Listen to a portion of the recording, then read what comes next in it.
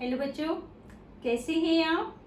आशा करती हूँ आप घर में रहकर पूरा ध्यान पढ़ाई पर दे रहे होंगे, स्वास्थ्य का भी ध्यान रख रहे होंगे और पढ़ाई पर भी ध्यान दे रहे होंगे। सो बच्चों, पढ़ाई पर पूरा ध्यान दें।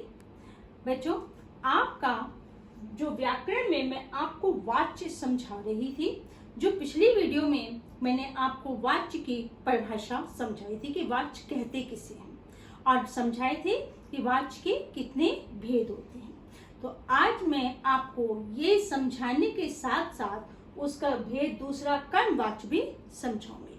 सो बच्चों, समझने से पहले हर बार की तरह आप मेरे YouTube चैनल को लाइक और सब्सक्राइब करना ना भूलें। तो चलो बच्चों, शुरू करते हैं। वाच्य, सबसे पहले वाच्य का अर्थ होता है कहने का विषय, कि हम जो बात कह रहे हैं वो किस प्रकार कह रहे हैं। जो इसमें सबसे पहले जो अहम भूमिका है वो क्रिया की है, कि क्रिया किसके अनुसार चल रही है, कर्ता के अनुसार, कर्म के अनुसार कि भाव के अनुसार। तो यहाँ पर जब क्रिया कर्ता के अनुसार चले तो वो होता है कृत्यवाच्य।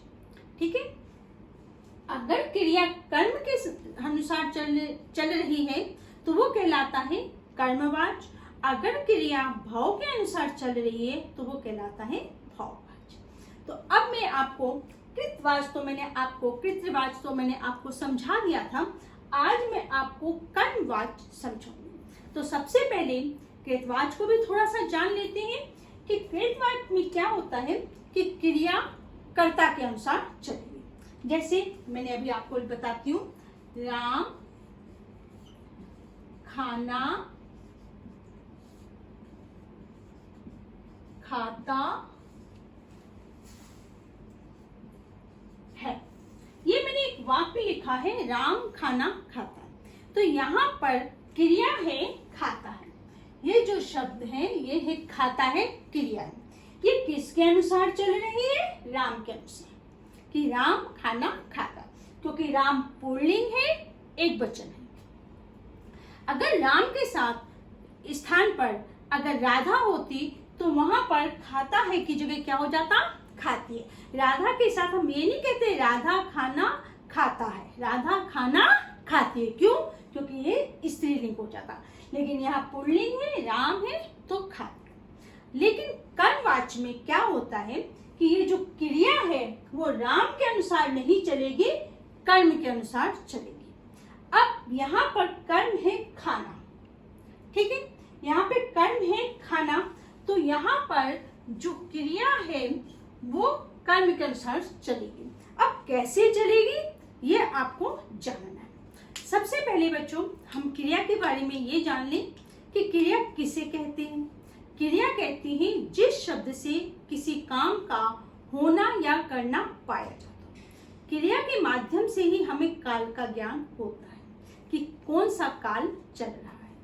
अब यहाँ पर कर्मवाच्य में क्रिया को जानने के लिए क्या करना है, पहले तो आपको क्रिया के भेद जानने होंगे। क्रिया के दो भेद होते हैं, एक तो होता है सकर्मक और दूसरा होता है अकर्मक। सकर्मक क्रिया वो होती है जिसमें कर्म होता है, अकर्मक क्रिया वो होती है जिसमें कर्म नहीं होता। अब हम कैसे जाने कि इसमें कर्म है कि नहीं है, ये सकर्मक है कि अकर्मक है। इसके लिए हम क्या करते हैं, इसको जानने के लिए हम एक बहुत ही सरल तरीका होता है कि जैसे ये लिखा है खाता है, खाता क्या है, क्रिया है।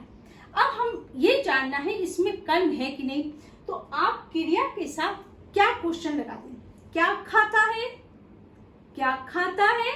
हमने 2 बार रिपीट किया, हमारा उत्तर आ रहा है खाना। क्या उत्तर आ रहा है, खाना। तो इसका मतलब इसमें कर्म है।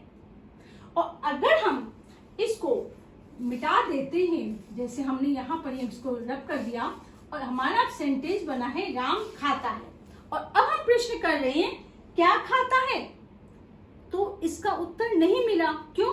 कुछ पता ही नहीं, बस इसमें कर्ता है और क्रिया है, कर्म तो है ही नहीं। तो पहले कर्मवाच्य में एक बात का ध्यान रखना कि जो सेंटेंस होगा, जो वाक्य होगा, वो सकर्मक क्रिया का होना चाहिए। अकर्मक क्रिया से कर्मवाच्य नहीं बनता। पहली बात तो ये थी।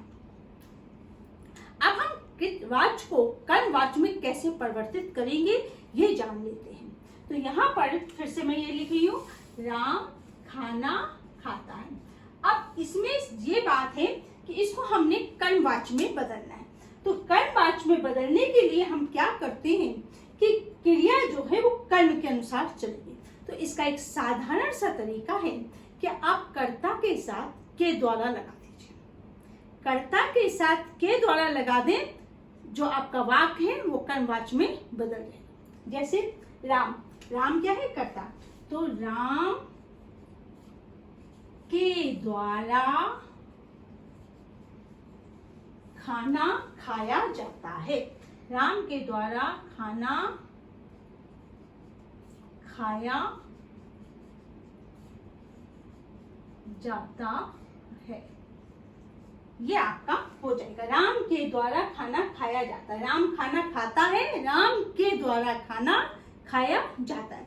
यहाँ पर राम जो है कर्ता ना आके कर्ता के साथ के द्वारा लगा दें तो आपका जो बताए वाक्य है वो कर्मवाच्य में बदल जाता है। तो कर्मवाच्य में बदलने के लिए आपको क्या करना है कि कर्ता के साथ से, के द्वारा या द्वारा, ये तीन चीजें जोड़ दें, आपका जो वाक्य है वो कर्मवाच्य में बदल जाएगा। सीधा सा एक तरीका है इसको। और अगर ये आप हटा देते हैं तो वो कृतवाच्य में आ जाएगा, राम खाना खाता है। के द्वारा हटा देंगे तो क्रिया भी बदल जाएगी और आपका एक साधारण वाक्य बन जाएगा, वो कृतवाच्य में चला जाएगा। इसकी पहचान है, अभी आपको बताइए। पहली पहचान है कि कर्मवाच्य में हमेशा सकर्मक क्रिया के वाक्य ही होने चाहिए। अगर उसमें कर्म नहीं होगा तो कर्मवाच्य कैसे बनाओगे? तो पहली बात तो सकर्मक क्रिया होनी चाहिए। दूसरी बात, इसको हम जब कृतवाच्य से कर्मवाच्य में बदलते हैं तो इसमें कर्ता के साथ के द्वारा, से या द्वारा, ये तीन शब्द हैं। आप वाक्य देख लें कौन सा वाक्य उसमें ठीक लग रहा है, वो तीन शब्द जोड़ दें, सेंटेंस जो है आपका वाक्य जो है वो कर्मवाच्य में चला जाएगा। इसी प्रकार और भी कई वाक्य बन जाएंगे, जैसे राम पुस्तक पढ़ता है। अब इसको हमने कर्मवाच्य में करना है, राम के द्वारा पुस्तक पढ़ी जाती है। जाती है इससे लिंग आ गया, क्योंकि के द्वारा लग जाने से पुस्तक के द्वारा, पुस्तक जो है कर्म क्रिया जो है वो पुस्तक के हिसाब से चल रही है। तो इसको हम कहते हैं कर्मवाच्य। कर्मवाच्य की फिर से आपको यही बताएं कि कर्मवाच्य को हमेशा बच्चों ध्यान रखना कि अकर्मक क्रिया से कभी कर्मवाच्य नहीं बनता है, हमेशा सकर्मक क्रिया का ही वो वाक्य होता है। कृतवाच्य जो होता है उसमें अकर्मक और सकर्मक दोनों होती हैं, लेकिन कर्मवाच्य में केवल सकर्मक क्रिया का प्रयोग होता है। और कर्ता के साथ साधारण सा तरीका है, कर्ता के साथ के द्वारा, द्वारा या से लगा दो, आपका वाक्य कर्मवाच्य में बदल जाएगा। ये कहलाता है कर्मवाच्य। अगले वीडियो में आपको मैं भाववाच्य समझाऊंगी, उदाहरण भी बताऊंगी।